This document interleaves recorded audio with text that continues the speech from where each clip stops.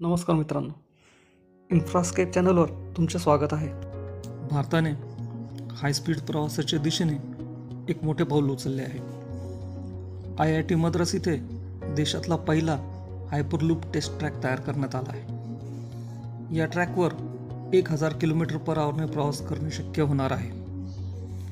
Railway मंत्रालयाच्या सहकार्याने विकसित केलेल्या या प्रोजेक्टद्वारे भविष्यात दिल्ली ते जयपूर सारखे लांब अंतर फक्त 30 मिनिटात पार करता येईल.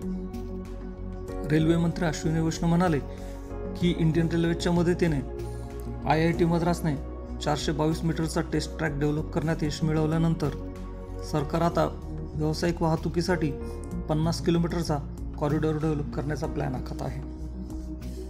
हा जगातील सर्वात लांब हायपरलूप ट्रॅक असू शकतो. या टेक्नॉलॉजीमध्ये व्हॅक्यूम ट्यूबमध्ये इलेक्ट्रोमॅग्नेटिकली तरंगणाऱ्या पॉड्सचा वापर केला जातो, ज्यामुळे फ्रिक्शन आणि एअर रेझिस्टन्स कमी होतो. हायपरलूप ही एक advance high speed travel system आहे, ज्यामध्ये कॅप्सूल किंवा पॉड्स व्हॅक्यूम ट्यूबद्वारे 1000 ते 1100 km/hच्या स्पीडने प्रवास करू शकतात. यात लो प्रेशर एअर ट्यूब्स असतात, ज्यामुळे एअर रेझिस्टन्स कमी होतो आणि जास्त वेग मिळतो. कॅप्सूल्स ही स्पेशली डिझाईन केलेली प्रेशराइज्ड व्हेकल्स आहेत, जी मॅग्नेटिक लेव्हिटेशन किंवा एअर बेरिंग टेक्नॉलॉजीचा वापर करून घर्षणाशिवाय ट्रॅकवर चालतात.